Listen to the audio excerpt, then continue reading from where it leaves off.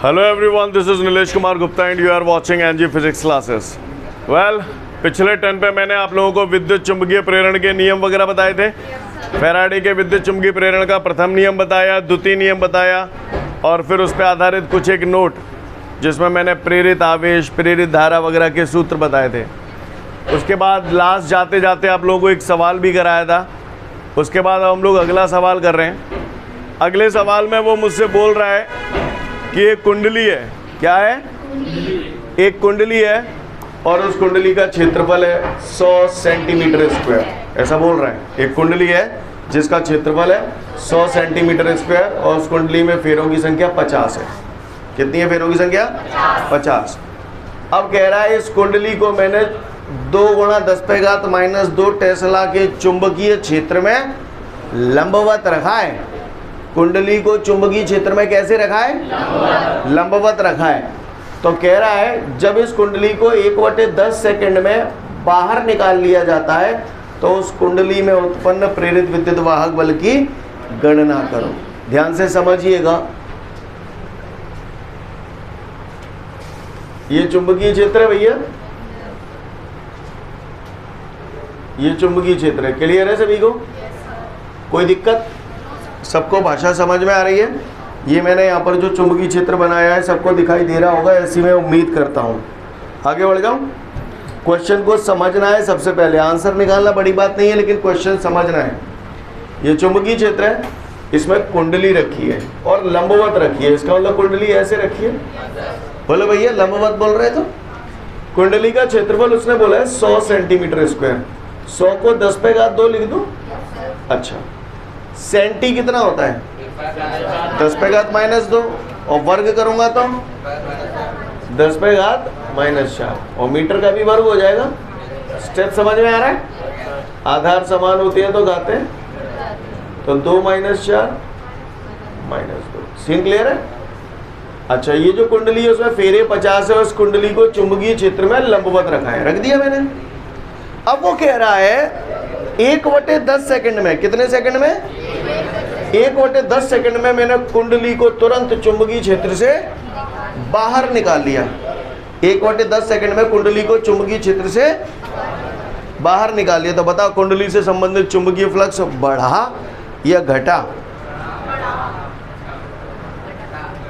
कुंडली से संबंधित चुंबकीय फ्लक्स कुंडली को बाहर निकालने पर बढ़ेगा या घटेगा? है? घटेगा। घटेगा, सही बोल रहा हूँ ना? अब वो कह रहा है 1/10 सेकंड में कुंडली को चुंबकीय क्षेत्र से बाहर निकाल लिया। बाहर निकाल लिया तो अब कुंडली से संबंधित चुंबकीय फ्लक्स हो कितना जाएगा? 0। 0, सही बोल रहा हूँ ना? तो कह रहा है कुंडली में उत्पन्न प्रेरित विद्युत वाहक बल की गणना करो। तो भैया हम ज़्यादा पढ़े लिखे नहीं है पर हमको इतना मालूम है E = -NdΦ/dt। बोलो भैया E = -N dΦ की जगह ऐसे लिखूं φ2 - φ1 वटे समय हो गया t। बोलो भैया, तो E बराबर आपका हुआ -N कितना है? 50। अब φ2 माना बयान रख लेंगे 50। वैसे इसमें भी रख दोगे तो कोई दिक्कत नहीं है पर रुको अभी। N t बेसों की बेसों। पहले जब कुंडली यहाँ रखी थी तो इससे कुछ ना कुछ चुंबकीय फ्लक्स जुड़ा था, है ना? बाहर निकाल लिया तो कुंडली से संबंधित चुंबकीय फ्लक्स 0 हो जाएगा। तो φ1 का मान 0 है या φ2 का मान 0 है? φ2 का मान 0। φ1 जब कुंडली चुंबकीय क्षेत्र में रखी थी तब चुंबकीय फ्लक्स है। तो चुंबकीय फ्लक्स का सूत्र क्या होता है? φ = BA cos θ। बोलो भैया, तो रख दो BA cos θ कितना रखूं? 0 क्यों रखूं? समझ में आता है क्योंकि लंबवत रखी है, बता चुका हूं पहले ही। बस खत्म कहानी है। बताओ देखो भैया, ये -cos 0 तो हो गया 1, बचा केवल माइनस का BA। -BA का -N से गुणा करूंगा NBA/T। स्टेप समझ में आ गया सभी को? किसी को कोई दिक्कत? बताओ जरा N कितना है, फटाफट आप बताओ। 50। चुंबकीय क्षेत्र कितना है? 2 गुणा 10 पे घात -2। क्षेत्रफल कितना है? 10 पे घात -2 बटे, हाँ भैया टी कितना है? 1/10। तो 1/10 कहाँ पहुंच जाएगी? ऊपर। सीन क्लियर है सभी को? कोई दिक्कत? देखो भैया गौर से देखना, 50 दूनी 100 और 10 100 इधाई 1000। सही बोल रहा हूँ ना? 1000 का मतलब 10 पे घात प्लस के 3, 10 पे घात प्लस के 3 और 10 पे घात -2,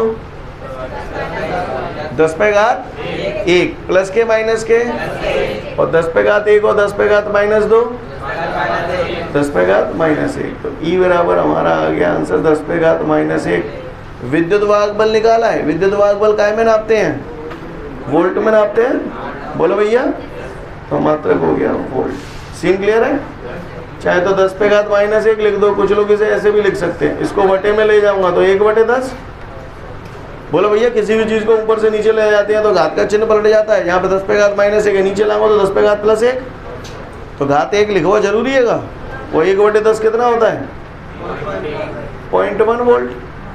नहीं यही बात है, ऐसे लिख दोगे तो भी चलेगा, ऐसे लिख दोगे तो भी चलेगा। कहानी समझ में आ रही है? उतार लो फटाफट ऐसे पूर्ति में। इसके बाद हमारे सामने जो अगला सवाल है उसमें बोल रहा है कि एक कुंडली से संबंधित चुंबकीय फ्लक्स समय पर निम्न समीकरण के अनुसार निर्भर करता है। 2t² - 5t + 7 मिली वेबर। तो कह रहा है कुंडली में उत्पन्न प्रेरित विद्युत वाहक बल की गणना करो।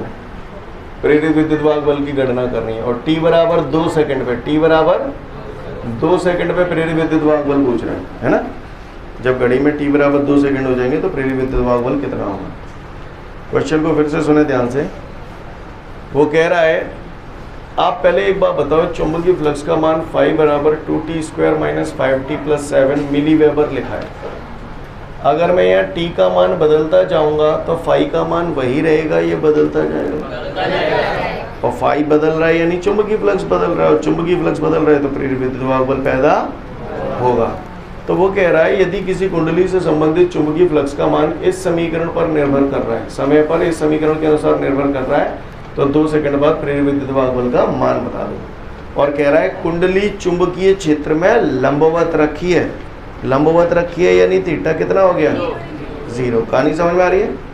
तो भैया मैं ज़्यादा पढ़ा लिखा नहीं हूँ, ई पूछा है, फाई दिया है, तो हम ये जानते हैं फैराडे के विद्युत चुंबकीय प्रेरण के द्वितीय नियमानुसार। क्या है द्वितीय नियम? E बराबर -dφ/dt। बोला भैया, सही बोल रहा हूँ? समझ में आती है बात सभी को? तो बस खत्म कहानी, कचू बचो ही ना रह जाए। E बराबर -d/dt, फाई की जगह ये समीकरण चिपका दो, 2t² - 5t + 7। ध्यान रखना ये मिली वेबर है, मैंने इसे बदला नहीं है मिली को, तो मेरा आंसर भी मिली में ही आ जाएगा। तो E बराबर माइनस, अवकलन करना हमारे बाएं हाथ का खेल है, इसे ऐसे बोल दो d/dt 2t² - d/dt 5t + d/dt 7। Scene clear है सभी को? बोलो भैया। तो E बराबर आपका हो गया माइनस, हाँ भैया 2 दूनी 4, घात 1 कम हो जाती है इसकी, कितना लिखूं? 40। इसका बोलो, इसका बोलो 0 लिखूं? ये प्रेरित विद्युत वाहक बल आ गया, लेकिन उसने प्रेरित विद्युत वाहक बल t बराबर 2 सेकंड पे पूछा है। तो जब मैं t की जगह कितने टांग दूं? 4 × 2 - 5, 4 दूनी 8 में से 5 गए, 3 को बड़ा -3 होगा तो आंसर आ गया -3 मिली वोल्ट। मिली क्यों लगाई है समझ में आ रही है बात? मिली में चुंबकीय फ्लक्स था इसलिए मिली वोल्ट। कहानी समझ में आ रही है? उतार लो फटाफट इसे। इसके बाद अब हमारे सामने अगला प्रश्न है, प्रेरित धाराओं की दिशा ज्ञात करने के नियम बताइए। क्या बताइए? प्रेरित धाराओं की दिशा ज्ञात करने के ये प्रश्न मैंने आपको 1-2 टर्न पहले इसमें मैंने बताया था। प्रेरित धाराओं की दिशा ज्ञात करने के लिए हमारे पास 2 नियम होते हैं, एक तो लेंज का नियम, और लेंज का नियम मैं आप लोगों को पहले पढ़ा चुका हूँ। क्लियर है सभी को लेंज का नियम?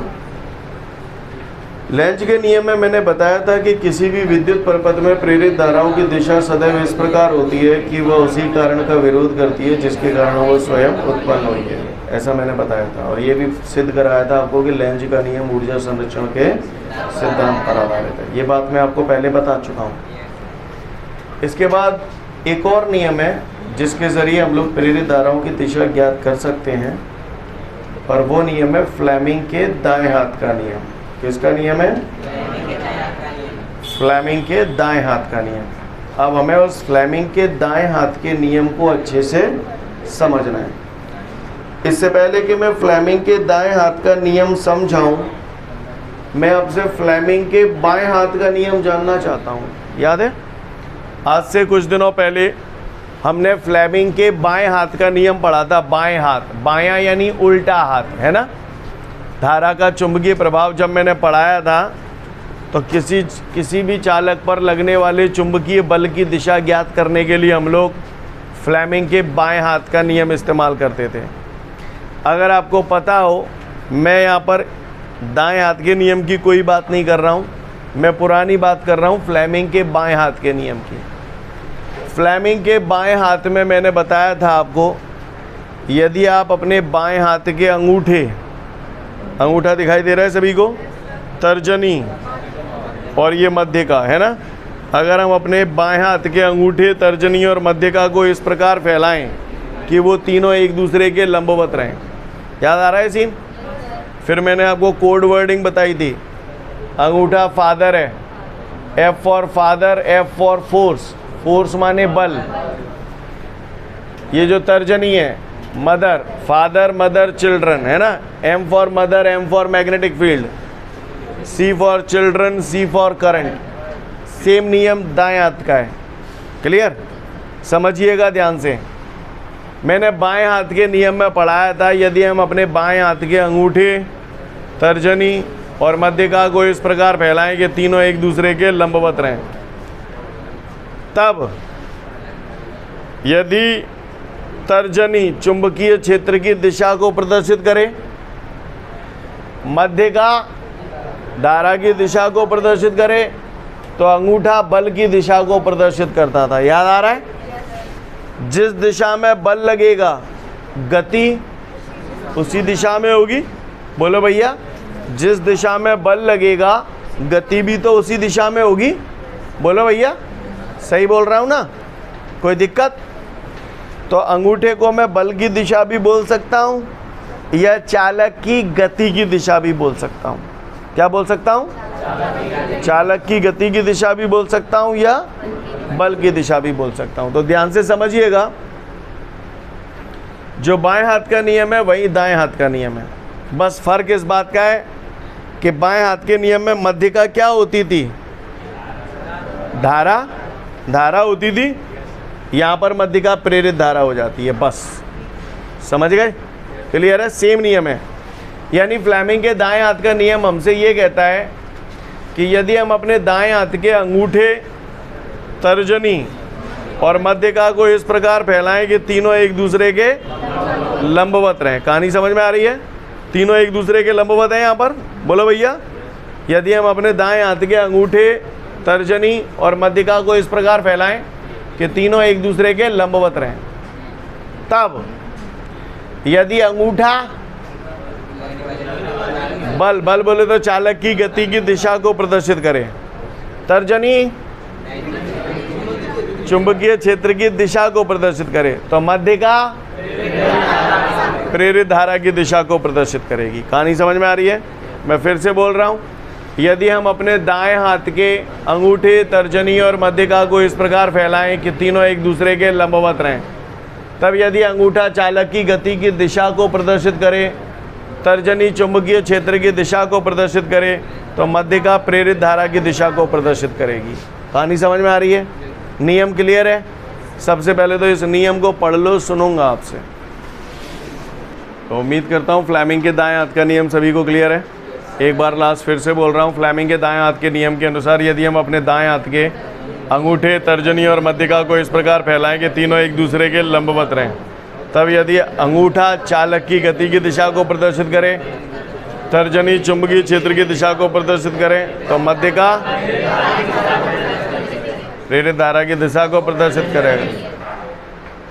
अप्लाई करिए जो नियम है। आइए देखो लल्ला जी, देख रहे हो? जरा देख के मुझे बताओ, चुंबकीय क्षेत्र कितनी लंग है? अंदर की ओर है। अच्छा, ये चालक है, ठीक है, धातु की एक छड़ है, धात्विक चालक है। चुंबकीय क्षेत्र तुम्हें पता पार ही ले कैसे हैं। अब ये चालक ऐसे गति कर रहा है, इस तरफ गति कर रहा है, तो बताओ इसमें प्रेरित धारा की दिशा कैसी होगी? हाथ बना दो, अपन तो हाथ समझते हैं भैया, अपने को ज़्यादा समझ नहीं आता। हाथ बनाओ, हाथ समझेंगे अपन। आशीष तुम्हारा हाथ सही है। गोले का करो बघेल। हाँ अंकेश ठीक है। ज़्यादातर लोगों का हाथ सही है। अक्का कर रहे हो डंडौतिया, सही बनाओ दोबारा भाई। चुंबकीय क्षेत्र देखियो कहाँ यार हो जा में हैं? कौन सी उंगलिया है चुंबकीय क्षेत्र भाई? अपने हाथ में बता डंडौतिया। पहले तो हाथे जो ही कर ले तू, जिका है जे उंगलियन में सरिया डरेगा हैं? हाँ अब सही है। समझ में आ रहा हो कि वैसे तुक्का लग गो? तो मुझे समझा बरा, हाथ बनाओ, बता मुझे कौन सी चीज़ का है वहाँ में। हाँ ऐसे क्यों लइए तेने उंगलिया चुंबकीय क्षेत्र की, ऐसे क्यों लइए? अच्छा, और है चालक की गति की दिशा, ये कैसे बता परी? अच्छा ठीक है, तो कितको है? इतको, समझ गए? यानी इस चालक में प्रेरित धारा ऐसे बहेगी। कहानी समझ में आई? नहीं आई बात समझ में? फिर से बताइए ने। अब ये चालक क्यों जा रहा है? लियो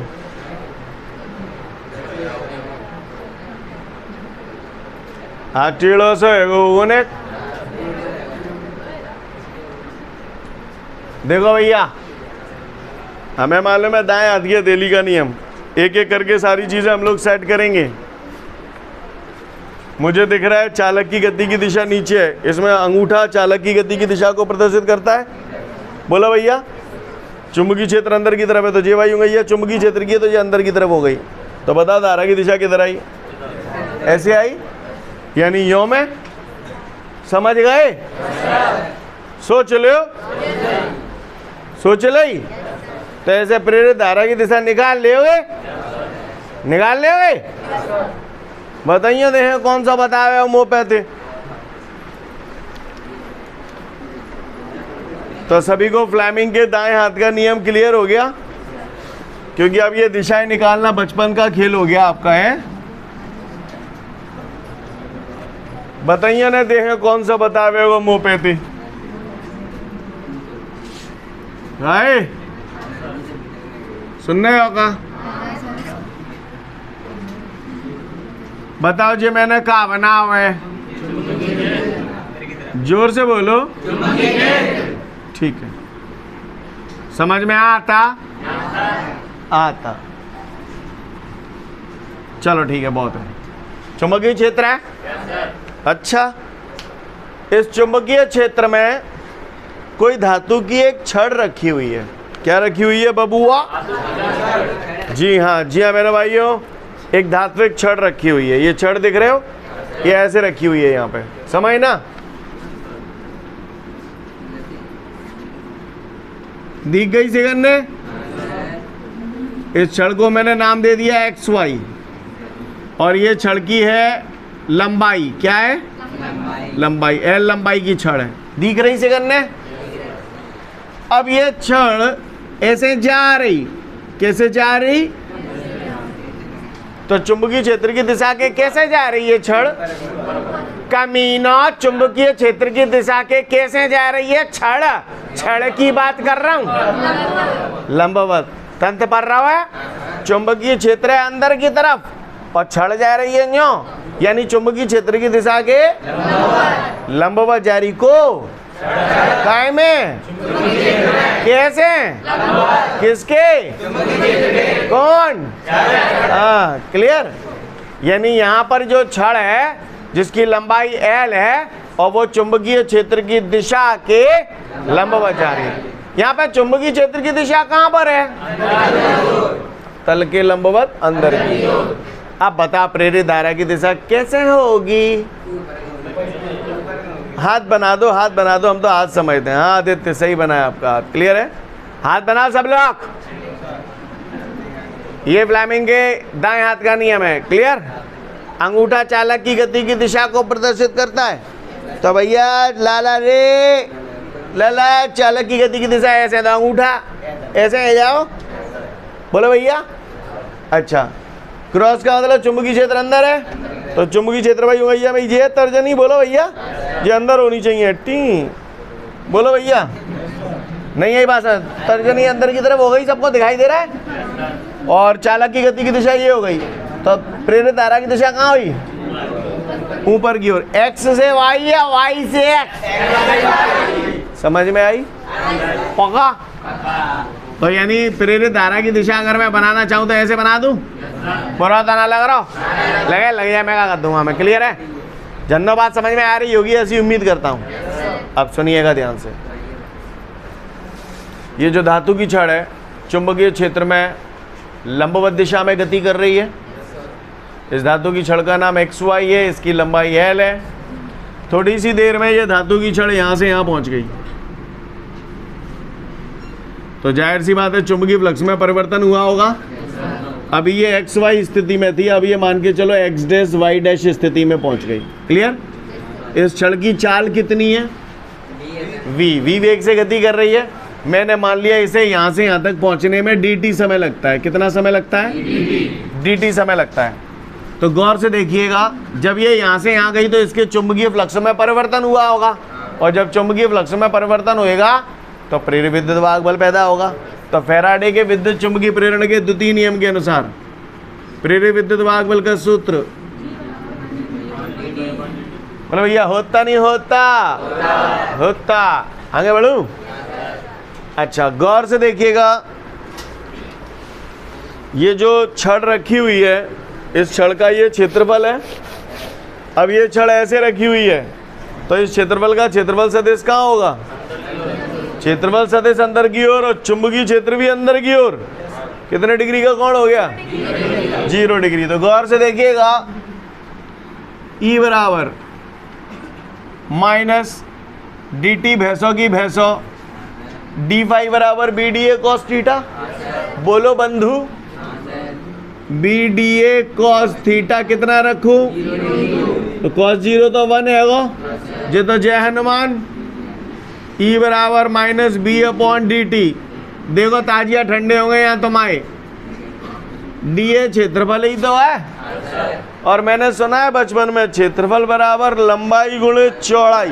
बोलो भैया, क्षेत्रफल अच्छा, क्षेत्रफल बराबर लंबाई गुणे चौड़ाई। तो लंबाई कितनी है गई? L। अब मुझे निकालनी है चौड़ाई, तो ये जनते जन्नो गति कर रहा है। तो गौर से देखिए, मुझे ये चौड़ाई चाहिए, यही चौड़ाई। चौड़ाई को B से प्रदर्शित करते हैं आप। ये चौड़ाई में बात ना ने मुझे निकालनी है।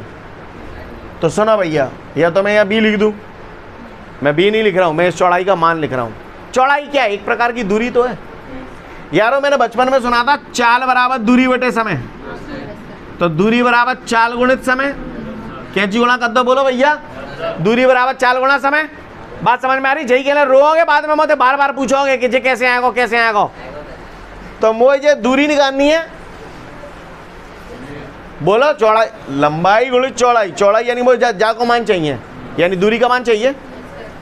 दूरी बराबर चाल गुणा समय। ये दूरी काय के बराबर होगी? चाल गुणित समय।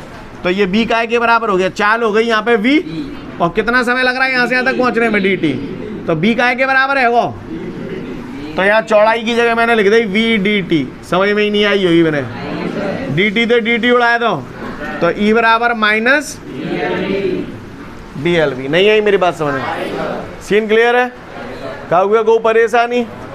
अच्छा माइनस यहाँ पर दिशा को, कोई भी भौतिक राशि जो होती है उसमें ये तो दिशा होती है या परिमाण होता है, परिमाण बोले तो संख्यात्मक मान, दो ही चीज़ें होती हैं, दिशा और संख्यात्मक मान। माइनस यहाँ पर क्या प्रदर्शित करता है, दिशा, तो मैं यहाँ दिशा को अगर उड़ा दूँ तो इस सूत्र को ऐसे भी लिख सकता हूँ। इस सूत्र को ऐसे लिखने का मतलब ये है कि भैया मैं दिशा की बात ना कर रहा हूँ, मैं जो भी बात कर रहा हूँ वो संख्यात्मक रूप से कर रहा हूँ। कैसे कर रहा हूँ, संख्यात्मक रूप से। ये संख्यात्मक रूप हो सकता है, अभी आपको थोड़ा सा हिलना नहीं पड़ रहा हो, धीरे धीरे कल परसों में क्लियर हो जाएगा ये संख्यात्मक रूप होता क्या है। कहानी क्लियर है सभी को, तो ई बराबर बिलीव, सूत्र याद हो जाएगा, बढ़िया सुनिएगा। इसी के बाद आपके नोट्सों में ये जो प्रश्न है इसके बाद एक नोट भी दिया है कि अगर कोई धातु की छड़ चुंबकीय क्षेत्र में थीटा डिग्री के कोण पर प्रवेश करती है तो ऐसी सिचुएशन में प्रेरित विद्युत वाहक बल का सूत्र क्या होता है, तो डायरेक्ट याद रखना ई बराबर बिलीव साइन थीटा, ई बराबर बिलीव साइन थीटा। फटाफट ये क्वेश्चन कर लो, इसके बाद का नोट पढ़ लो, समझ जाओगे आप लोग। ठीक है, तो आज के लिए पर्याप्त है, कल फिर मिलते हैं। Thank you everyone, have a great day to all of you guys, जय हिंद।